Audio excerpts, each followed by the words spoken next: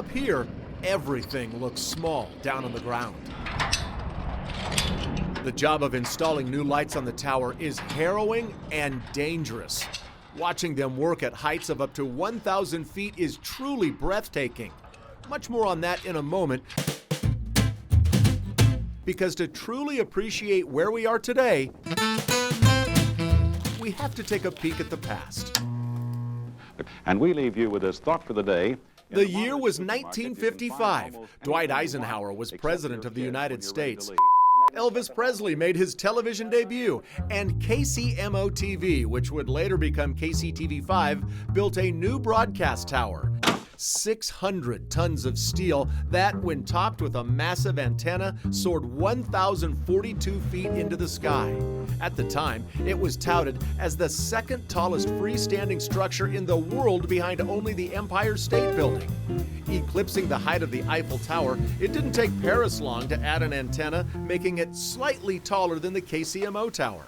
KCTV5 General Manager Curtis Miles says the broadcast beacon holds a special place in Kansas City history. We're so excited because the KCTV5 Tower has been an iconic part of Kansas City for generations. You know, people have counted on that tower, people have enjoyed that tower, and now to have the chance to work with the city to relight it and relaunch it for our entire community is very exciting. It gained iconic status over the decades as Kansas Cityans came to rely on the KCTV5 Weather Tower, as it was called back then. Here's former Channel 5 meteorologist Mike Thompson explaining part of the lighting scheme. Check the TV5 Weather Tower. All red lights on top means it'll be dry tomorrow. Mayor Quentin Lucas tells me he remembers when the tower used to light up and says viewers then and now will benefit. KCTV5. It's really cool. I know years ago they got a chance to know tomorrow's weather, to get other types of indications from it. Now we get it back. Man, it's kind of cool that we're keeping up with, some folks that I knew way back when. The tower went dark back in 2004 as it became too expensive and labor-intensive to replace the hundreds of standard light bulbs that would either burn out or get sheared off by ice falling from the tower. In the years to follow, viewers begged KCTV5 to turn the tower lights back on. Local civic groups tried to rally public support for a relighting. And how about this jazz? One idea would have morphed the tower into a brightly lit, gigantic saxophone. Finally, with the World Cup coming to Kansas City next year, KCTV5 and the city of Kansas City, Missouri entered into a partnership to relight the tower. We're going to show it off to the world as part of the World Cup? Okay, we're in. We think this is going to be great. It really does say something about Kansas City. It is electric. It actually gives, even though it's a fairly old structure, what's this futuristic type of thing? And lots of people will be saying, what is that beacon in the middle of the city? What's going on in Kansas City? What's this landmark here?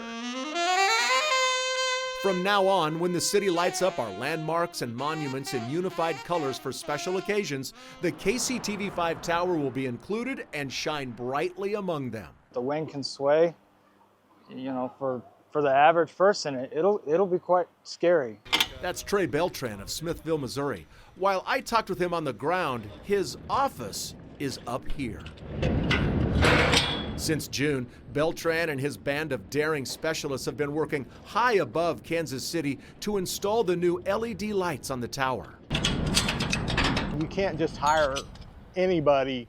Even people that work on towers all the time don't know how to work on a tower like this. KCTV5 Chief Engineer Mike Solzman marvels at the skill and courage it takes to work 1,000 feet in the air.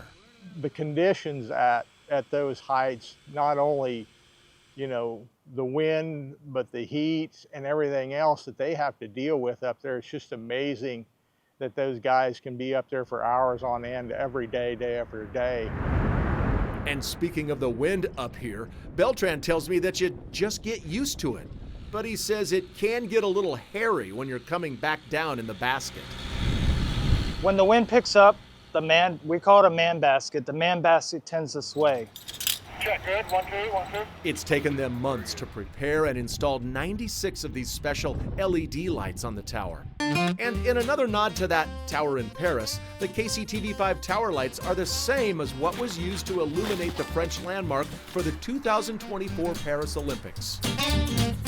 You called it a beacon, and I think that's the right word, because it's going to be different colors, but we'll be able to shape it and change those colors and rotate the colors on the tower. And again, the more we play with it, the better we're going to get at it. So we're excited.